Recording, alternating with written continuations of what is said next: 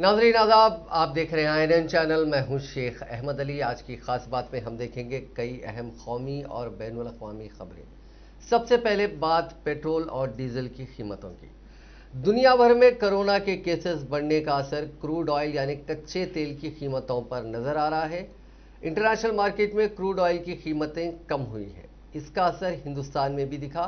सरकारी तेल कंपनियों ने 5 दिन के बाद एक बार फिर पेट्रोल डीजल की कीमतों में कटौती की है।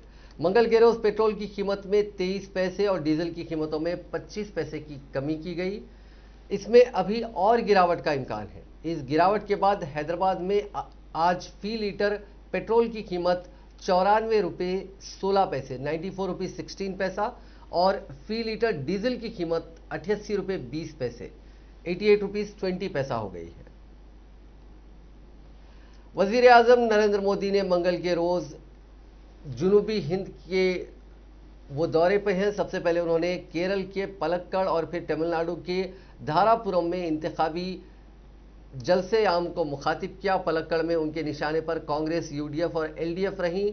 उन्होंने कहा कि जैसे जूडस यानी ये बाइबल के कैरेक्टर्स हैं, उन्होंने ईसा मसीह को चांदी के लालच में धोखा दिया था, वैसे ही एलडीएफ ने सोने के चंद टुकड़ों के लिए केरल से गद्दारी की है। जूडस जीसस क्राइस्ट के जो साथी थे उनमें से एक थे जिन्होंने ईसा मसीह को धोखा दिया था। वजीर आजम ने कहा कि केरल की सियासत का सालों तक यहां पे इसको बिगाड़ा गया और सबसे खराब यहां पे सीक्रेट यूडीएफ और एलडीएफ का दोस्ताना समझौता था। पहली बार इलेक्शन करने वाले नौजवानों से उन्होंने कहा कि यहां मैच फिक्सिंग चल रही है एलडीएफ और यूडीएफ के बीच में, लिहाजा इन दोनों को ही शिकस्त देते हुए बीजेपी को कामयाब किया जाए।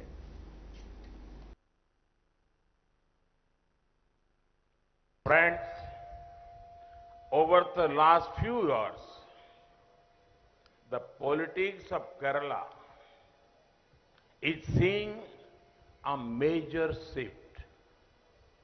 This shift is being driven by the aspiration of the youth, especially the first-time voter in the state.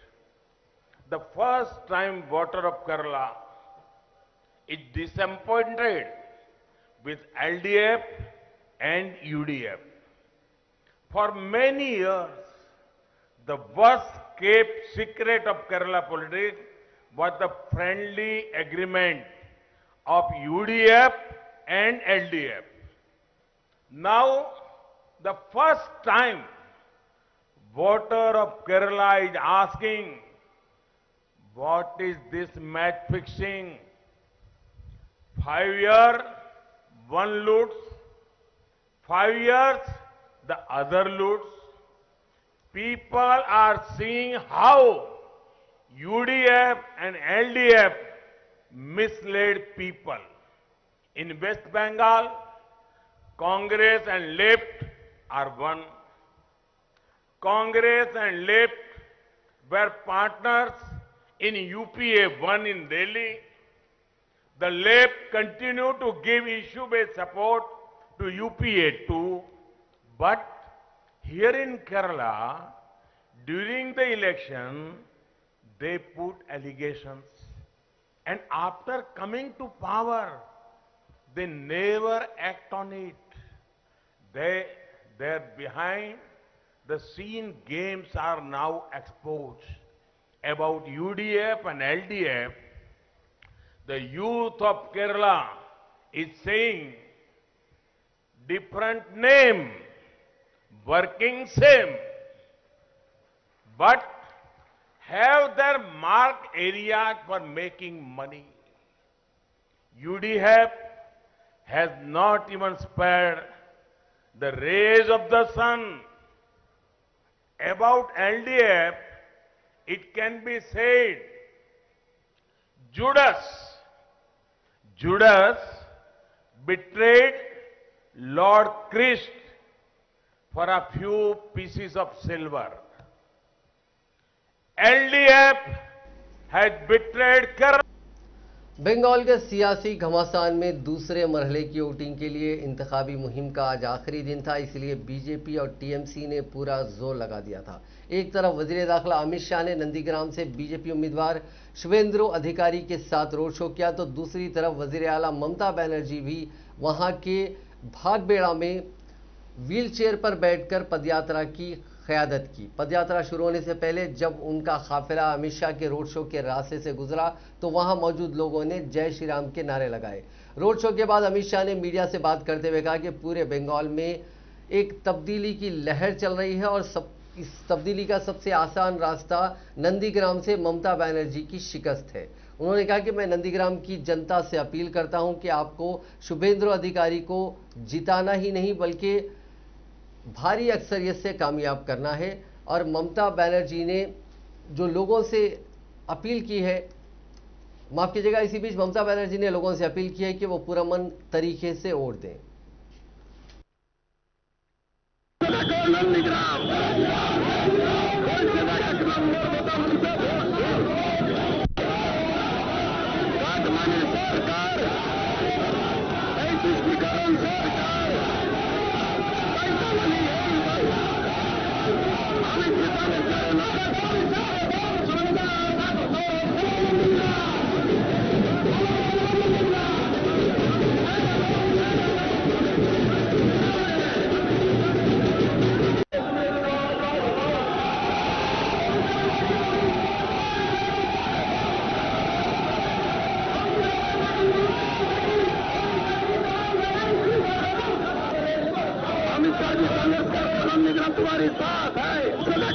परिवर्तन तो पूरे बंगाल में करना है, मगर पूरे बंगाल में परिवर्तन करने का एक सरल रास्ता है, नंदीग्राम में ममता दीदी को हरा दो।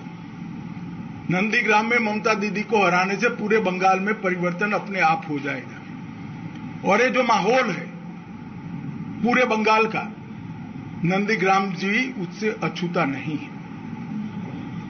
और आज मैं जब यहां आया तब एक दुखद समाचार भी मिला, जहां ममता दीदी रात को निवास करती है उससे 1 किलोमीटर के दायरे के 5 किलोमीटर के दायरे के अंदर ही एक महिला पर बलात्कार हुआ। अब महिला सुरक्षा की बात करने वाली ममता दीदी को मैं सिर्फ इतना पूछना चाहता हूं कि बलात्कार करने वाले आपके निवास से 5 किलोमीटर दूर आपकी उपस्थिति में, जब आप नंदीग्राम में हो तब बलात्कार करते हैं, तो बंगाल में महिलाओं की सुरक्षा का क्या होगा? कुछ दिन पहले भारतीय जनता पार्टी के कार्यकर्ता की एक वृद्ध मां को पीट पीट कर मारा जाता है। कल उनकी भी मदमुदार माई की कल मृत्यु हो गई और ममता दीदी स्वयं महिला सुरक्षा की बात करती है। एक कॉन्ट्राडिक्शन को बंगाल की जनता भली भांति जानती है। पूरा बंगाल घुसपैठ नहीं चाहता है, पूरा बंगाल चाहता है कि सीएए के माध्यम से शरणार्थियों को नागरिकता मिले। पूरा बंगाल चाहता है कि यहां पर उद्योग लगे, विकास हो, यहां के बच्चों को रोजगारी मिले, पढ़ाई लिखाई अच्छे तरीके से हो, विश्व स्तरीय हो, बंगाल का इंफ्रास्ट्रक्चर विश्व स्तरीय हो, कलकत्ता एक विश्व स्तरीय शहर बने और फिर से एक बार बंगाल की संस्कृति का बोलबाला पूरे देश भर में दुनिया।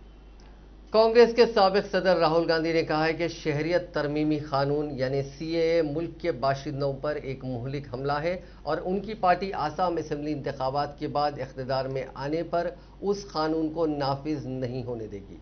राहुल गांधी ने मंगल के रोज ट्वीट करके कहा कि सीएए आसाम पर हमला है, जबान, सोच, तारीख, सकाफत पर हमला करने का एक जरिया है। यह हम कभी नहीं होने देंगे।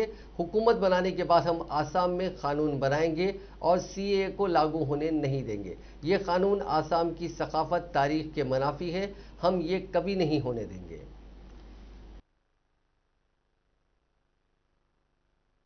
भाइयों और बहनों नमस्कार। मैं आज आपसे मिलने आ रहा था मगर मौसम के कारण नहीं आ पाया। चुनाव का समय है। कांग्रेस पार्टी ने महाजोत ने आपको 5 गारंटीज दी हैं। पहली गारंटी, सीएए को हम असम में नहीं लागू होने देंगे। ये असम पर एक आक्रमण है, आपकी भाषा पर, आपकी हिस्ट्री पर, आपकी संस्कृति पर, कल्चर पर यह आक्रमण है, इसे हम नहीं लागू होने देंगे। दूसरी गारंटी, 5 लाख युवाओं को हम रोजगार देंगे। तीसरी गारंटी, 365 रुपए मिनिमम वेज टी गार्डन्स के वर्कर्स को हम गारंटी करके देंगे। चौथी गारंटी, 200 यूनिट महीने के बिजली के आपको मुफ्त में हर परिवार को दिए जाएंगे। पांचवी गारंटी, 2000 रुपए महीने के असम की हर हाउसवाइफ को कांग्रेस पार्टी महाजोत गारंटी करके देगी। आखिरी बात, जो हमारे हिल ट्राइब्स के लोग हैं, बीजेपी आप पर भी आक्रमण कर रही है। आर्टिकल 244A को वो स्क्रैप करना चाहते हैं। हम आर्टिकल 244A को इंप्लीमेंट करके आपको देंगे। भाई और बहनों, इस चुनाव में कांग्रेस पार्टी को, महाजोत को पूरा आप समर्थन दीजिए, भारी बहुमत से जिताइए और जो हम आपके लिए करना चाहते हैं 5 गारंटीज, वो हम करके दिखाएंगे। धन्यवाद, नमस्कार। डीएमके सरबराह और अपोजिशन के वज़ीर आला ओहदे के उम्मीदवार एमके स्टालिन ने अपने इंतखाबी जलसों के दौरान वाज़े लफ्ज़ों में कह दिया है कि अगर तमिलनाडु में उनकी हुकूमत बनी तो हुकूमत की पहली तरजीह होगी कि मरकजी हुकूमत के जरिए पास करदा तीनों नए ज़राई क़वानीन के खिलाफ असम्बली में एक करारदाद पास हो। तमिलनाडु असम्बली इंतखाबात के लिए पीर के रोज़ तिरुपुरा और झोलारपेट में इंतखाबी जलसे से खिताब करते हुए डीएमके सरबराह ने कहा कि पंजाब, केरला और मगरबी बंगाल ने जहां ज़राई क़वानीन के खिलाफ करारदादें पास किए हैं, वहीं पलानी स्वामी की क़यादत वाली एआईएडीएमके की हुकूमत ने ऐसा नहीं कर किसानों के साथ धोखा किया। एआईएडीएमके और उसके माउन पीएमके दोनों के खिलाफ 3 ज़राई क़वानीन और सीए को पार्लियामेंट में पास किए जाने पर खामोश रहने को लेकर स्टालिन ने निशाना साधा। स्टालिन ने अक़लियती तबक़ात के हामी होने के उनके दावों पर सवाल खड़ा किया। उन्होंने कहा कि डीएमके ने सीए के खिलाफ 2 करोड़ दस्तखत किए थे और उसके अराकीन ने पार्लियामेंट में इसके खिलाफ वोटिंग भी की थी। डीएमके लीडर ने तिरुपत्तूर जिले में एक सरकारी मेडिकल कॉलेज, एक पॉलिटेक्निक कॉलेज और एक मैंगो पल्प कारखाना कायम करने का वादा किया और साथ ही जिले के नटरामपल्ली और मलगुंडा में इंडस्ट्रियल कॉरिडोर खोलने का भी वादा किया।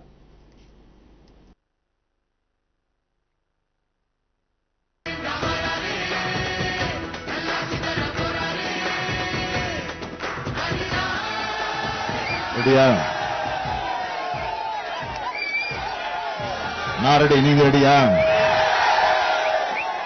நன்றி நன்றி நன்றி. பேரன்பு கொண்ட பெரியோர்களே,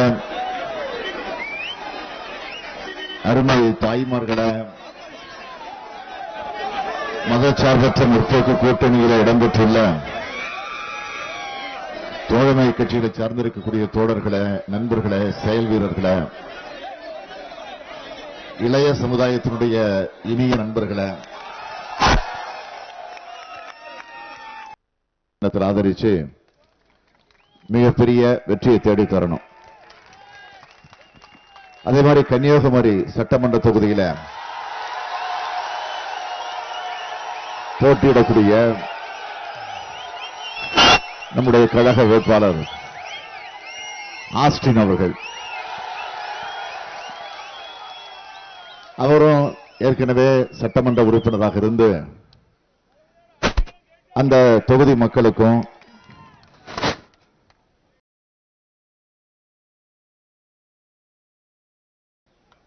சட்டமன்றத்தில் அவர் ஏன் சார்னாவே ஆளுங்கட்சியில் இருக்கக்கூடியவங்க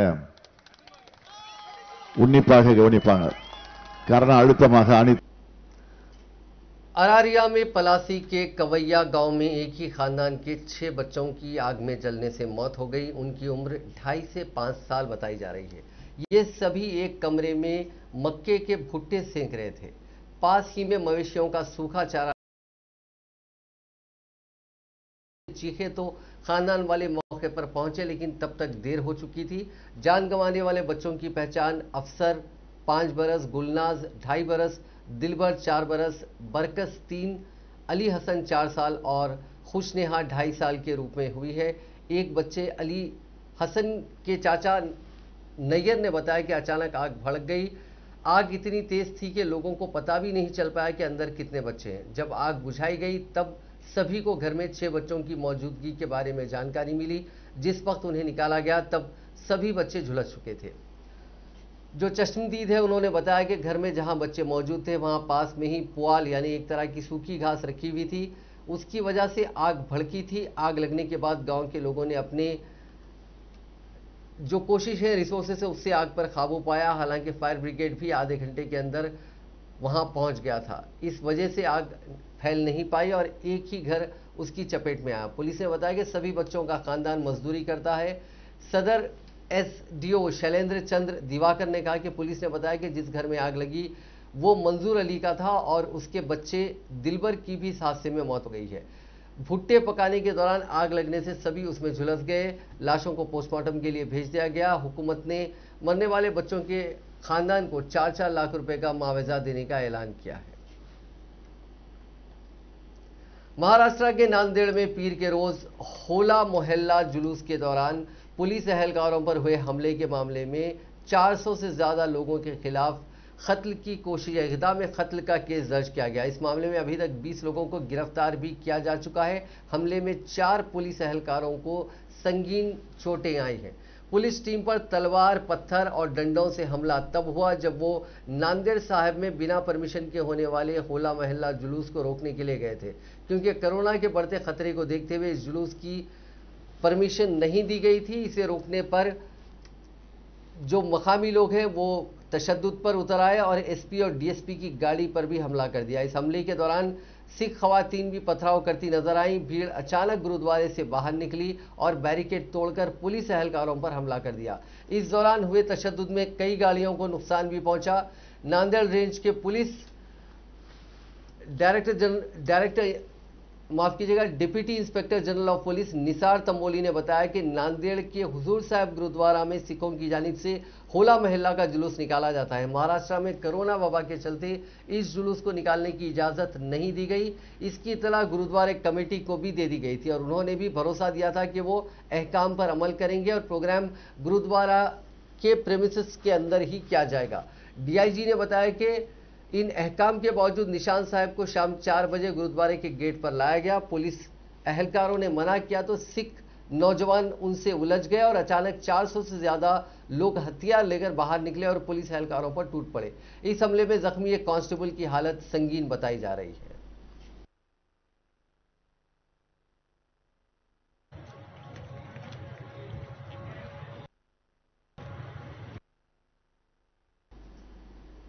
एंटीलिया केस में जांच कर रही नेशनल इन्वेस्टिगेशन एजेंसी ने मंगल के रोज नवी मुंबई के कमोटे इलाके से एक कार बरामद की। इस कार का इस्तेमाल सचिन वजह का जो साथी था प्रकाश ओवल कर रहा था। एनआईए को शक है कि इस कार में ही मनसूख हिरेन का कत्ल किया गया था। अब तक बरामद की गई 7 कारों में से यह पहली कार है जो सचिन वजह के नाम पर रजिस्टर्ड है। ये मित्सुबिशी कंपनी की आउटलैंडर कार है। इसे 2011 में रजिस्टर्ड कराया गया था। इससे पहले इतवार के रोज टीम ने मुंबई की मीठी नदी से एक कंप्यूटर की हार्ड डिस्क, डीवीआर, सीडी, एक गाड़ी की 2 नंबर प्लेट और दीगर इलेक्ट्रॉनिक अशिया बरामद किए थे। अब इस नंबर प्लेट को लेकर नया खुलासा हुआ है। एनआईए को पता चला कि नंबर प्लेट रियासत के सोशल वेलफेयर डिपार्टमेंट में क्लर्क के रूप में काम करने वाले जालना के रहने वाले विनय नाडे की चोरी हुई मारुति इको कार की है। ये कार औरंगाबाद से चोरी हुई थी और इसकी गुमशुदगी की रिपोर्ट 20 नवंबर 2020 को औरंगाबाद के सिटी चौक पुलिस स्टेशन में दर्ज हुई थी। एनआईए अब इस बात का पता लगा रही है कि इस कार से क्या एपीआई सचिन वजह कोई और वारदात करने वाला था या फिर इसका इस्तेमाल वो मामले को भटकाने या फरार होने में करता। नंबर प्लेट की तस्वीरें सामने आने के बाद विनय खुद पुलिस स्टेशन पहुंचा और ये जानकारी दी। उन्होंने बताया कि MH20 FP 1539T नंबर वाली उनकी कार 16 नवंबर 2020 को चोरी हुई थी। उन्होंने इसकी एफआईआर दर्ज कराई थी। एफआईआर की कॉपी भी वो साथ लाए थे। मीठी नदी से इतवार के रोज बरामद लैपटॉप को लेकर खुलासा हुआ है कि लैपटॉप सचिन वजह का है और वो ऑफिशियल कामों में इसका इस्तेमाल करता था। हालांकि इसके अंदर का सारा डेटा डिलीटेड है और इसकी हार्ड डिस्क को भी तबाह करने की कोशिश की गई है। इसलिए एनआईए के सामने अब एक बड़ी चुनौती होगी कि इसके डेटा को फिर से रेस्टोर किया जाए। मीठी नदी में मिले सबूतों की जांच पुणे के ICFSL टीम कर रही है। NIA के ओहदेदार सस्पेंड किए गए असिस्टेंट पुलिस इंस्पेक्टर सचिन वजह से पूछताछ कर रहे हैं। ये पूछताछ वजह के साथ ही सजायाफ्ता सिपाही विनायक शिंदे का सामने बिठाकर की जा रही है। इससे पहले NIA वजह को बुक्की नरेश गौड़ और शिंदे के सामने बैठाकर 2 बार पूछताछ कर चुकी है। जयपुर के डिस्ट्रिक्ट कोर्ट ने सिमी के 13 अराकीन में से 12 को दहशतगर्द करार दिया, जबकि 1 को बरी कर दिया गया। उन्हें सजा आज ही सुनाई गई। ये सभी इंजीनियरिंग के स्टूडेंट्स थे जो इंडियन मुजाहिदीन के लिए मुबैना तौर पर काम करते थे। इन्हें 2014 में ATS और SOG ने अरेस्ट किया था। दहशतगर्द करार दिए गए स्टूडेंट्स में 6 सीकर के, 3 जोधपुर के और 1 जयपुर और पाली के और 1 बिहार के गया का है। जिस एक स्टूडेंट को बरी किया गया वो जोधपुर का रहने वाला है। राजस्थान में सिमी की स्लीपर सेल से जुड़ा यह मामला 7 साल पुराना है। दिल्ली में गिरफ्तार हुए दहशतगर्दों से मिले इनपुट की बुनियाद पर राजस्थान में ATS और SOG की टीमों ने 2014 में जयपुर, सीकर और कुछ दूसरे जिलों में 13 मुश्तबा नौजवानों को गिरफ्तार किया था। इन पर इल्जाम था कि ये बैंड सिमी से जुड़े हैं और राजस्थान में दहशतगर्द सरगर्मियों को अंजाम देने के लिए बम बनाने जैसे कामों में लगे हैं। तब ATS ने यह भी दावा किया था कि सिमी की स्लीपर सेल को एक्टिव करने के लिए जयपुर से गिरफ्तार हुए मारूफ के रिश्तेदार उमर ने इंटरनेट के जरिए राब्ता कर इन नौजवानों को तंजीम से जोड़ा था। इसके बाद ये नौजवान एक्टिव होकर दहशतगर्दाना सरगर्मियों में शामिल हो गए थे। ये किसी साजिश को अंजाम दे पाते इससे पहले ही ATS और SOG ने स्लीपर सेल से जुड़े इन 13 अराकीन को पकड़ लिया। शुमाली कश्मीर के कस्बे सोपुर में मुश्तबा मिलिटेंट्स के हमले में जख्मी होने वाला काउंसलर भी दौरान शब दम तोड़ दिया, जिसके साथ ही इस वाक़े में महलूकीन की तादाद 3 हो गई। बता दें कि सरकारी ज़राए के मुताबिक सोपुर में पीर की दोपहर को लश्कर तैयबा से वाबस्ता 2 मिलिटेंटों ने म्युनिसिपल काउंसिल के दफ्तर में दाखिल होकर फायरिंग की, जिसके नतीजे में 1 काउंसलर और 1 SPO की मौत हो गई, जबकि एक दीगर काउंसलर जख्मी हो गया था। जख्मी काउंसलर, जिनकी शिनाख्त शमसुद्दीन पीर साकिन खुशहाल कॉलोनी सोपुर के बतौर हुई थी, उनको फौरी तौर पर सब जिला अस्पताल सोपुर मुंतकिल किया गया था, जहां से उनको श्री महाराजा हरि सिंह अस्पताल श्रीनगर रिफर किया गया था। जराए ने बताया कि जख्मी काउंसलर के दौरान शब जख्मों की ताब ना लाने के सबब मौत हो गई, जिसके साथ इस वाक़े में महलूकीन की तादाद 3 हो गई। जिन लोगों की गुज़िश्ता रोज़ हमले के दौरान मौत वाक़ हो गई थी, उनकी शिनाख्त काउंसलर रियाज अहमद पीर, वल्द गुलाम नबी पीर साकिन नंगली सोपुर और SP और शफकत नज़ीर खान साकिन मुंडजी सोपुर के बतौर हुई है।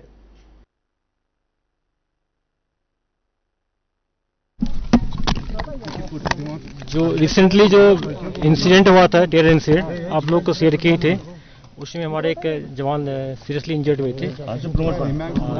कल रात में इनका स्वर्गवास हो गया है। हम लोग को बहुत दुख है इस बात का।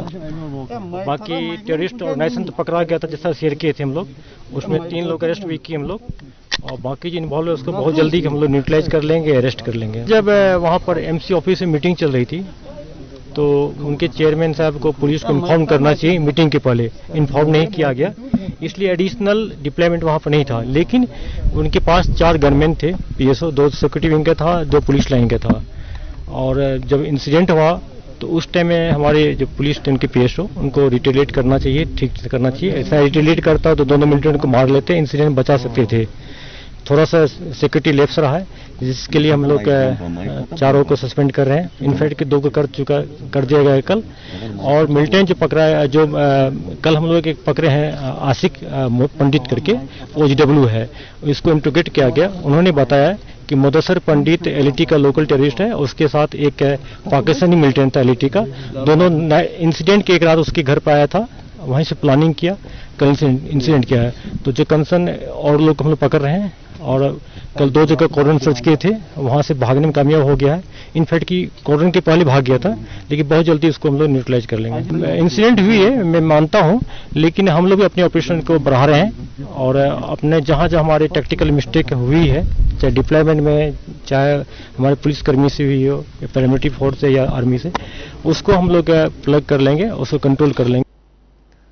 अब बात कोरोना वायरस की। दुनिया भर में अब तक 12 करोड़ 82 लाख से ज्यादा लोग कोरोना वबा की चपेट में आ चुके हैं। इनमें से 10 करोड़ 34 लाख लोग ठीक हो चुके हैं, जबकि 28 लाख से ज्यादा मरीजों की मौत हो गई है। 2 करोड़ 19 लाख मरीज ऐसे हैं जिनका फिलहाल इलाज चल रहा है। इनमें 94,668 की हालत तशवीशनाक है। दुनिया भर में कोरोना के बढ़ते मामलों के बीच ब्राजील से राहत भरी खबर आ रही है। वहां लगातार दूसरे दिन 50,000 से कम कोरोना मुतासरीन मिले हैं। हिंदुस्तान में बीते 24 घंटों में 56,119 नए कोरोना मुतासरीन मिले, 36,983 ठीक हुए और 266 की मौत हो गई। इस तरह एक्टिव केसेस यानी इलाज करा रहे मरीजों की तादाद में 18,883 की बढ़ोतरी दर्ज की गई। मुल्क में अब तक करीब 1 करोड़ 20 लाख लोग इस वबा की चपेट में आ चुके हैं। करीब 1 करोड़ 13 लाख ठीक हो चुके हैं। 1,62,000 से ज्यादा लोगों ने जान गंवाई। 5,37,000 का फिलहाल इलाज चल रहा है। पिछले 24 घंटों में मुल्क में मिले जुमला मामलों में 78.56% मामले यानी 44,157 केसेस महाराष्ट्र, पंजाब, कर्नाटका, मध्य प्रदेश, तमिलनाडु और गुजरात में मिले हैं। इन्हीं 6 रियासतों में मुल्क के कुल एक्टिव केसेस के करीब 80% केसेस हैं। इन रियासतों में फिलहाल 4,25,000 लोग ऐसे हैं जिनका इलाज चल रहा है। वहीं मुंबई में कोरोना की वजह से बिगड़ते हालात के बीच Brihan Mumbai municipal corporation BMC ने प्राइवेट हॉस्पिटल्स को एक अहम सर्कुलर जारी किया। इसके मुताबिक प्राइवेट हॉस्पिटल्स को 80% कोविड बेड और 100% ICU bed ward war room allotment में कोरोना मरीजों के लिए रिजर्व रखना होगा। अस्पतालों का किसी भी मरीज को सीधे एडमिट करने से उन्हें मना किया गया है। बीएमसी कमिश्नर IS चहल ने बताया कि सभी कोरोना के मरीजों को कोरोना वॉर रूम के जरिए ही बेड अलॉट किए जाएंगे। ऐसे में कोई भी मरीज लैब से सीधे कोरोना पॉजिटिव रिपोर्ट लेने की कोशिश ना करे। आज मैंने अपनी पत्नी नूतन गोयल के साथ कोविड वैक्सीनेशन की दूसरी डोज अभी यहां पर Delhi heart and lung hospital में ली है। हम दोनों ने अपनी पहली डोज 2 मार्च को ली थी कोवैक्सीन की और आज पूरे 28 दिन के बाद दूसरी डोज ली है। डोज लेने के 30 मिनट के बाद आज और पहली डोज के लेने से लेकर और आज तक हम दोनों में से किसी को भी किसी भी प्रकार का कोई भी साइड इफेक्ट नहीं हुआ है। मैंने ये बात पहले भी कई बार कही है कि भारत में जो वैक्सीन्स लगाई जा रही हैं, दोनों वैक्सीन्स पूरी तरह से सेफ हैं, इम्यूनोजेनिक हैं, इफेक्टिव हैं। बहुत सारे लोग Indian women's T20 cricket team की कप्तान हरमनप्रीत कौर की कोरोना रिपोर्ट पॉजिटिव आई है। उन्होंने हल्के अलामात नजर आने पर टेस्ट करवाया था। हरमन हाल ही में साउथ अफ्रीकी टीम के साथ खेली गई वनडे सीरीज में टीम का हिस्सा थी, लेकिन 5वें मैच में जख्मी होने की वजह से वो T20 सीरीज नहीं खेल पाई थी। वहीं न्यूज एजेंसी के जराये के हवाले से बताया गया कि हरमन को 4 दिनों से बुखार था और उन्हें हल्के अलामात महसूस हो रहे थे। इसके बाद उन्होंने पीर के रोज कोरोना की जांच करवाई और मंगल के रोज उनका टेस्ट पॉजिटिव निकला। आपको बता दें कि मशहूर क्रिकेटर, साबिक क्रिकेटर सचिन तेंदुलकर, यूसुफ पठान, उनके भाई इरफान पठान और सुब्रमण्यम बद्रीनाथ भी कोरोना से मुतासिर हो चुके हैं। तेलंगाना में कोरोना वायरस के 463 नए मामला दर्ज किए गए हैं, जिसके बाद रियासत में मामलात की तादाद बढ़कर 3,07,205 हो गई है। रियासत में बहसीत मजमूई अमवात की तादाद बढ़कर 1694 हो गई, क्योंकि गुज़िश्ता 24 घंटों के दौरान मजीद 4 अमवात हुई हैं। पिछले 24 घंटों में GHMC के हुदूद में 145 नए मामला दर्ज किए गए हैं।